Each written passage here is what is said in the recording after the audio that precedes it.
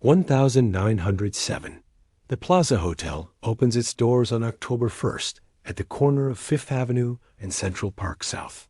18 stories of French Renaissance limestone rising above what will become the most coveted address in America. The marble lobby gleams. Crystal chandeliers cast light across floors, polished to mirror brightness. Guests arrive in carriages, their trunks carried by porters in pristine uniforms. Everything whispers permanence, luxury, arrival. Beautiful, yes, but within 8 decades, this building will become a battlefield. How does a palace become a casualty of greed? What happens when a building designed to last forever becomes just another asset to be leveraged, stripped, and sold? This is the story of the Plaza. Stand in the lobby now, and you see glamour. Stand in the archives, and you see wreckage. The Plaza Hotel sits at the intersection of Fifth Avenue and Central Park South. Not by accident, not by luck, by design. This corner represents the apex of Manhattan real estate. Central Park stretches to the north, offering views that cannot be replicated. Fifth Avenue runs south toward the heart of wealth and commerce. Stand here, and you command the city. Build here, and you announce ambition on a scale that cannot be ignored. The man who understood this was Fred Sterry. Sterry was born in 1856, the son of a hotel operator who ran establishments across the Northeast. He grew up watching his father manage properties, learning that hospitality was not just service, it was theater. By his 30s, Sterry had established himself as one of the most successful hotel managers in America. He ran the Homestead in Virginia, transforming it into a destination for the wealthy. He understood what the rich wanted, not just comfort, but exclusivity, not just luxury, but status. In the early 1900s, Sterry began envisioning something grander than any hotel America had yet seen. He wanted to build a palace that would rival the great hotels of Europe, not the modest American establishments that still bore traces of frontier pragmatism. A true luxury hotel, one that would announce to the world that American wealth had matured beyond mere accumulation into something approaching refinement. Sterry found his partners in Henry Hardenberg and Bernhard Beinecke.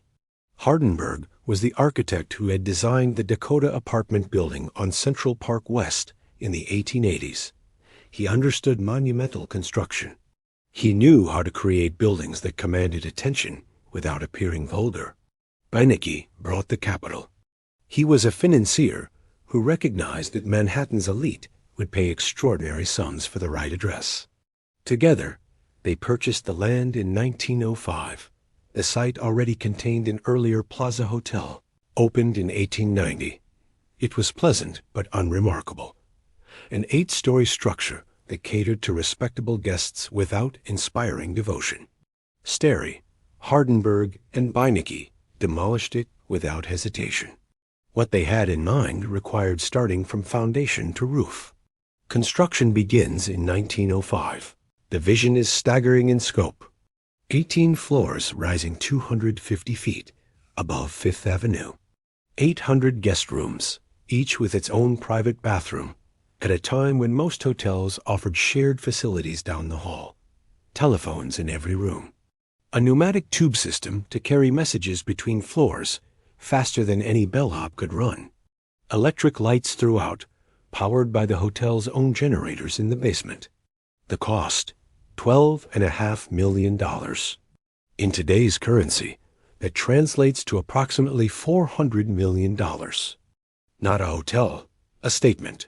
The materials arrive from across the country and across oceans. Marble from quarries in Vermont, shipped in slabs weighing hundreds of pounds each. The lobby alone requires enough marble to cover a city block. Oak paneling comes from forests in the Midwest, old-growth timber that will never be available again at any price. Crystal for the chandeliers, 1,650 crystal chandeliers throughout the building, arrives from Europe in crates packed with sawdust. The palm quartz stained glass ceiling is fabricated in sections, each piece numbered and documented so workers can assemble the puzzle on site. Limestone for the facade comes from Indiana quarries that have supplied buildings across America. Workers cut each block by hand, shaping it to Hardenberg specifications. The exterior will be French Renaissance in style, with mansard roofs, dormer windows, and ornamental details that evoke Parisian elegance without directly copying any single building. The construction requires an army. At peak, over 500 workers labor on the site. Stonemasons from Italy who have trained since childhood in their craft. Carpenters from Germany who understand how to work with the massive oak panels. Electricians who are still learning how to wire buildings this large. Plumbers installing miles of copper pipe to carry water to 800 bathrooms. Their names do not survive in the glamorous histories of the plaza. Payroll records, if they exist, remain in private archives. But the work they performed was extraordinary. They built a structure designed to last centuries. They installed systems that would function for decades with minimal maintenance. They crafted details-carved moldings, inlaid floors, hand-painted murals that could not be replicated today at any price. The hotel opens on October 1st, 1907. The first guests arrive to find something unprecedented in American hospitality. The marble lobby soars 2 stories above their heads. Crystal chandeliers refract light into patterns across the floor. The registration desk is mahogany, carved with details borrowed from European palaces. Porters in crisp uniforms guide guests to elevators lined with mirrors and brass. The rooms are spacious, furnished with mahogany beds and writing desks, decorated with fabrics imported from France. The palm court becomes an instant sensation. The stained glass ceiling transforms afternoon light into something ethereal. Potted palms line the walls. String quartets perform during tea service. Wealthy New Yorkers arrive in the late afternoon, occupying tables they will return to week after week, year after year. This becomes their routine, their ritual, their social anchor. The Oak Room attracts a different crowd. Dark wood paneling creates an atmosphere of masculine authority. Murals depicting scenes of old New York line the walls images of forests and farms that are already vanishing as the city expands. Businessmen gather here to negotiate deals, to discuss investments, to cement partnerships over cigars and whiskey. This is where power concentrates after dark. Within months, the plaza establishes itself as the premier address in New York, not just for visitors, for residents. Sterry had designed the hotel to accommodate both transient guests and permanent tenants. Wealthy widows take suites, preferring hotel service to maintaining vast apartments alone. Retired industrialists move in and never leave, finding the plaza more convenient than family mansions that require constant supervision. Eccentric heiresses choose the hotel over inherited estates because staff handle every inconvenience without complaint. This creates something rare in New York City, a community built on continuity rather than transaction. The plaza functions as a village inside a building. Residents recognize each other in elevators. They eat breakfast together in the palm court. They know the doorman by name, and the doormen know their children. When a resident falls ill, staff check on them. When they die, the funeral arrangements are handled with the same care as their daily room service. The longest-serving employees become part of extended families. Maids who clean the same suites for decades watch children grow up within these walls. Concierges who book theater tickets and restaurant reservations accumulate knowledge about their residents, preferences that no database could capture. This institutional memory becomes the plaza's invisible asset, the foundation of service that cannot be replicated through training or procedure. But beneath the surface elegance, the plaza operates as an industrial machine. Step past the showpiece spaces, and the other face appears. Deep in the basement of the plaza, beneath the marble and crystal, lies the infrastructure that makes luxury possible. Boiler rooms the size of small warehouses. Coal storage bins holding hundreds of tons. Laundry facilities with industrial-scale washing machines processing thousands of pounds of linens daily. kitchens equipped with stoves large enough to prepare meals for 1,000 guests simultaneously. This is where the hotel actually functions. The heating system alone requires enormous resources. Coal arrives by the ton through a service entrance on 58th Street, invisible to guests who enter through the Fifth Avenue lobby. Workers shovel it into storage, then feed it by hand into boilers that run continuously during winter months. The boilers generate steam distributed through miles of pipes to radiators in 800 rooms. The system consumes hundreds of pounds of coal per day. The work is hot, dirty, and exhausting. The laundry operates around the clock. Women sort linen sheets, pillowcases, tablecloths, napkins, towels into categories based on fabric and soil level.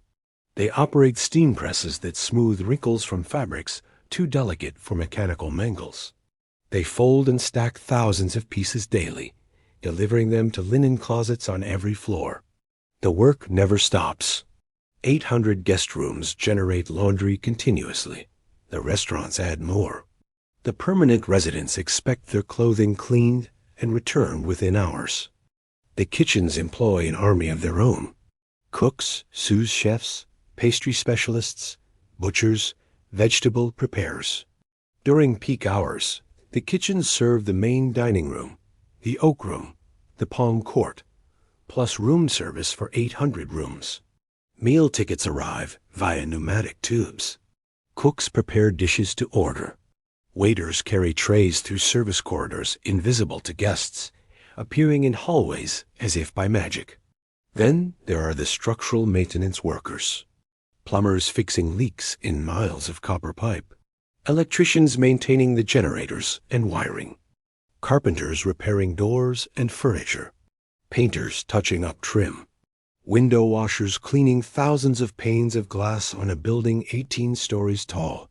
Each trade requires specialized skills. Each operates on schedules coordinated to avoid disrupting guests. The plaza employs hundreds of people just to keep functioning. Their wages represent a significant portion of operating costs, but far less than the value they create. A chambermaid in 1907 earns perhaps $12 per week. A cook might earn $20. A hotel charges guests $5 per night for rooms, $15 for suites. The math works because volume and efficiency keep labor costs below revenue. But the margin depends on maintaining that disparity. Staff work long hours for wages that barely support families. Management extracts maximum productivity while minimizing compensation. This parallel world was designed to remain out of sight. Service staircases connect basement to upper floors, narrow and unadorned. Staff use these passages to move through the building without appearing in guest corridors. The kitchen sends food up. Laundry goes down. Maintenance workers arrive and depart invisibly. Guests see only the finished product: clean rooms, hot meals, functioning lights. They never see the labor that produces those results. The system works. For decades, it works brilliantly. But it works because one group receives luxury while another group creates it. The plaza is beautiful, and it is also a machine that converts low-wage labor into high-margin revenue. The guests pay for elegance. The workers provide it. The owners profit from the difference. Fred Sterry manages this operation with meticulous attention to detail. He understands that service quality separates the plaza from competitors. He hires carefully, trains thoroughly, maintains standards rigorously. He also understands that staff loyalty depends on stability. He keeps experienced employees rather than constantly churning through cheaper replacements. The plaza develops a reputation as a good place to work, relatively speaking. Jobs here are coveted because management is fair and employment is steady. But even fair management cannot change the fundamental arithmetic. Operating a hotel of this scale costs extraordinary sums monthly. Coal, wages, maintenance, property taxes, insurance, supplies. The plaza must maintain high occupancy rates and premium pricing to cover expenses and generate profit. For its first 2 decades, the hotel succeeds spectacularly. By the 1920s, the Plaza has become more than a hotel. It has become a cultural institution. The guest registers read like a history of the 20th century written in signatures. Mark Twain stays here during the Plaza's early years, holding court in the Palm Court, dispensing wit to anyone who approaches. F. Scott Fitzgerald checks in repeatedly during the Roaring Twenties. He gets drunk, causes scenes, eventually gets banned for swimming in the Pulitzer Fountain outside. The incident becomes legend. Fitzgerald doesn't mind. The Plaza appears in his fiction as a symbol of everything glamorous and doomed about the American dream. The hotel hosts everyone who matters. Foreign heads of state consider the Plaza the only acceptable address in New York. Treaty negotiations occur in suites designed for comfort, not diplomacy. Secret meetings between politicians shape legislation, affecting millions of people who will never see the inside of the building. Power concentrates here because powerful people expect to find each other here. The Plaza also attracts wealth-seeking entertainment. The Grand Ballroom hosts debutante balls, charity galas, wedding receptions that cost more than average families earn in a year. Society columnists cover these events in detail, describing gowns, guests, menus. Being seen at a Plaza event signals membership in a particular stratum of society. Exclusion signals the opposite. The permanent residents establish their own rhythms. They eat breakfast in the Palm Court at the same tables each morning. They recognize each other's footsteps in the hallways. Their children play together in supervised playrooms while parents attend functions. Some families occupy the same suites for decades, creating lives entirely contained within the hotel's walls. Kay Thompson captures this world in 1955 when she publishes Eloise. The children's book about a girl who lives at the Plaza becomes an instant classic. Thompson understands what permanent residents already know. The hotel really does contain a secret world. Behind the public grandeur exists a private community with its own rules and rhythms. Eloise runs through halls that real children have run through for decades. She orders room service because real residents order room service daily. She knows the staff by name because residents actually do know staff by name. The book reveals what the Plaza has become, not just a hotel, but a home for people wealthy enough to afford perpetual hospitality. But maintaining this world costs more every year. By the 1940s, the Plaza faces financial pressure. The Great Depression devastated occupancy rates. Many permanent residents lost fortunes, forcing them to leave. Room rates that seemed reasonable in the prosperous 1920s became difficult to maintain during the lean 1930s. The building itself requires constant, expensive maintenance. The systems installed in 1907 are aging. Replacing them would cost millions. In 1943, Conrad Hilton purchases the Plaza. Hilton approaches the acquisition as a business optimization problem. He sees a famous property operating below its potential. His strategy is straightforward: increase efficiency, reduce costs, maximize revenue. He begins making changes immediately. Staff levels decrease. Long-time employees retire or leave, replaced by younger workers paid less. Service quality begins to slip, subtly at first. Guests notice that familiar faces have disappeared. The concierge who remembered everyone's preferences is gone. The doorman who worked there for 30 years has retired. New employees don't know the residents' names. Hilton also begins modernizing. Old furniture gets replaced with contemporary pieces that cost less to maintain. Historic details get covered or removed in the name of updating the Plaza's image. The changes individually seem reasonable. Collectively, they erode something essential. The permanent residents notice first. The Plaza starts feeling less like a home and more like a business that happens to contain their apartments. Some residents complain. Others simply accept the changes as inevitable. A few begin looking for alternatives, though leaving means abandoning decades of accumulated life. Hilton sells the Plaza in 1953 to A.M. Sonnabend, who operates it under the Plaza Hotel Corporation. Sonnabend maintains standards better than Hilton, but the damage has been done. The hotel's character has been compromised. The sense of institutional continuity has been fractured. In 1966, Westin Hotels acquires the property. Each corporate transition brings further changes. Cost reductions disguised as modernization. Staff cuts justified by new management systems.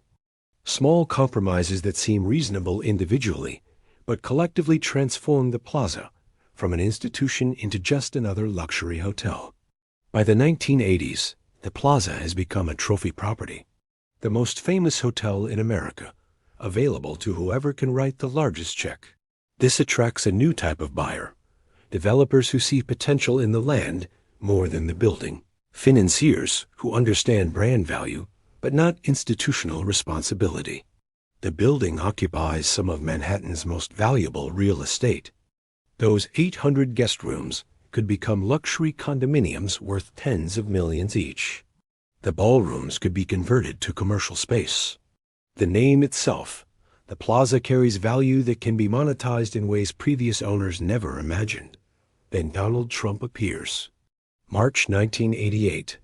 Donald Trump purchases the Plaza Hotel for $390 million. The price is astronomical, far exceeding what any previous buyer has paid.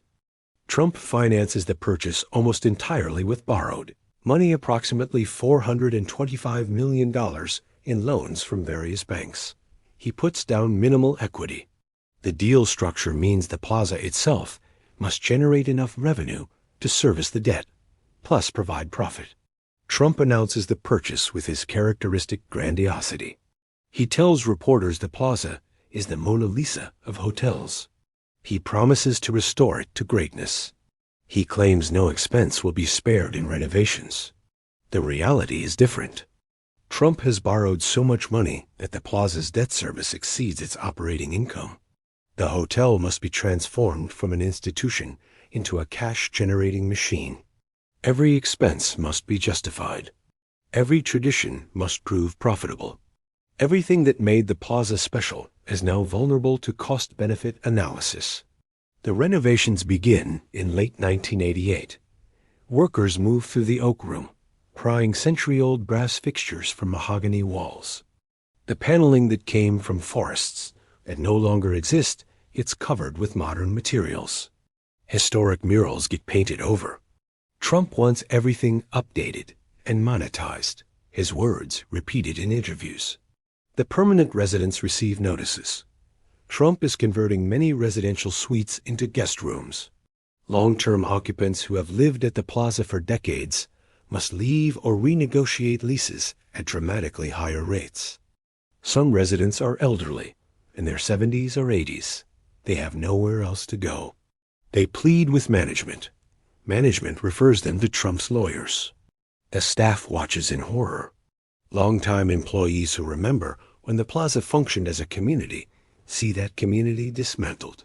Workers who have spent careers maintaining traditions are told those traditions no longer matter. Some quit. Others are fired during Trump's efficiency drives. Knowledge accumulated over decades walks out the door. Trump's wife, Ivana, takes an active role in renovations. She oversees interior design changes, replacing historic furnishings with contemporary pieces that reflect her personal taste. She hosts press conferences in the Palm Court, announcing improvements. The media coverage focuses on glamour and expense. Nobody discusses what is being lost. The renovations cost over $40 million money the heavily leveraged property cannot afford. Trump finances the work with more debt. The Plaza's total indebtedness approaches $500 million. The hotel would need to operate at impossible profit margins to service this debt while maintaining quality. It doesn't. By 1992, Trump's casino empire is collapsing. His personal finances are in chaos. Banks holding the Plaza's debt begin foreclosure proceedings. Trump fights them, negotiating extensions, restructuring loans, doing everything possible to maintain ownership. But the mathematics are inexorable. The plaza cannot generate enough revenue to cover the debt Trump loaded onto it. In 1995, Trump surrenders control. The plaza's creditors take ownership, forcing Trump out. His tenure lasted 7 years. In that time, he transformed the hotel from an institution into a leveraged asset, extracted what value he could, and left it buried under debt. The renovations he championed damaged historic features that cannot be replaced. The community of permanent residents has been dispersed. The staff's institutional knowledge has been decimated. The plaza emerges from this period diminished. New owners attempt to restore stability. They hire management teams focused on hospitality rather than ego. They try to rebuild relationships with long-term guests. They invest in maintenance that Trump deferred. But the damage is done. The plaza has lost something intangible, but essential, the sense that it exists for purposes beyond profit. And the cycle continues. The hotel changes hands repeatedly over the next 2 decades. Each new owner arrives promising to honor the plaza's legacy. Each owner eventually confronts the same reality. Operating a historic hotel in Manhattan is expensive. Maintaining standards costs money. Preserving traditions reduces flexibility. Maximizing profit requires compromises. In 2005, Elad Properties purchases the plaza for $675 million. The new owners announce plans to convert much of the hotel into luxury condominiums. The guest room count will drop from 800 to fewer than 300. The remaining hotel operation will be managed by Fairmont. The condominiums will sell for prices averaging $5 million per unit, with penthouses exceeding $50 million. The conversion takes 3 years and costs $450 million. When the plaza reopens in 2008, it is no longer primarily a hotel. It is a residential building with a boutique hotel attached. The community that once existed within these walls has been permanently fractured. The staff serving 300 rooms is smaller and less experienced than the teams that once served 800. The institutional memory that made the plaza special has been replaced by training manuals and corporate protocols. The building still stands. The facade still impresses. The lobby still gleams. But something died here, slowly, across decades of ownership changes and leveraged buyouts and cost optimizations. Not people, purpose. Today, the plaza remains one of the most recognizable buildings in New York City. Tour buses pause outside so passengers can photograph the facade. Film crews still arrive to shoot scenes requiring shorthand for wealth and sophistication. The Palm Court still serves afternoon tea, though at prices that exclude most of the city's residents. The Oak Room closed in 2011, converted to retail space, then reopened as a food hall. The plaza functions. It generates revenue. It satisfies customers who book rooms through online travel sites, who arrive expecting luxury based on the hotel's reputation, who leave generally satisfied with their experience. But what they experience is not what the plaza once was. The plaza was never just a building or a brand. It was an institution created by the accumulated labor and loyalty of hundreds of people over decades. Workers who understood that their job was not just cleaning rooms or serving meals, but maintaining something larger than themselves. Guests who returned year after year because they felt connected to a place, not just impressed by amenities. Permanent residents who built lives within these walls because the plaza offered something irreplaceable, community combined with service. That institution cannot be recreated through renovation or rebranding. It required continuity. It required staff who stayed for careers, not just jobs. It required owners who understood they were stewards of something valuable beyond the real estate itself. It required guests who valued tradition as much as convenience. All of those elements have been systematically stripped away. The workers who built the plaza in 1907 laid foundations designed to last centuries. The craftsmen who carved the oak paneling and installed the marble floors and fabricated the crystal chandeliers created beauty meant to outlast them. The staff who served guests for decades accumulated knowledge that made service feel personal rather than transactional. Their labor created something extraordinary. But that labor was never fairly compensated. The workers who shoveled coal earned wages that barely supported families. The maids who cleaned 800 rooms worked long hours for modest pay. The cooks who prepared thousands of meals daily were paid far less than the value they created. The plaza's profit margin always depended on extracting maximum productivity while minimizing compensation. This fundamental inequality was baked into the plaza's business model from the beginning. When Conrad Hilton optimized operations in the 1940s, he was simply making explicit what had always been true. The plaza functioned by converting low-wage labor into high-margin luxury. When Donald Trump loaded the hotel with debt in the 1980s, he was extracting value that workers had created and owners had accumulated. When Elad converted rooms to condominiums in the 2000s, they were monetizing a brand built on a century of service. At every transition, the people who actually made the plaza function, the staff, the craftsmen, the workers, received little or nothing. They were expendable. Their knowledge was dismissed as obsolete. Their loyalty was treated as naivete. Their protests were ignored or silenced. They watched the institution they had built and maintained get dismantled for profit, and they had no power to stop it.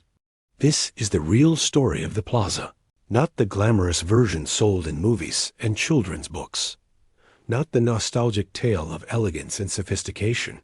The true story, a building created by exploited labor, sustained by underpaid workers, and ultimately destroyed by owners who saw only asset value. The plaza still stands, but what made it matter is gone. Stand in the lobby now, and you see marble and crystal. Stand in the archives, and you see the payroll ledgers, the termination notices, the photographs of workers whose names no one remembers. You see the cost that was never calculated, the human price of building and maintaining beauty for people who could afford to enjoy it without ever seeing who paid for it. Can a building built on such foundations ever truly be called beautiful? Can luxury created through exploitation ever be called elegant? Can an institution that required inequality to function ever be worth preserving? The plaza offers no answers. It simply stands, as it has for over a century, watching fortunes rise and fall, watching owners come and go, watching the city change around it. Still famous, still expensive, still demanding its price from everyone except those who can afford to pay.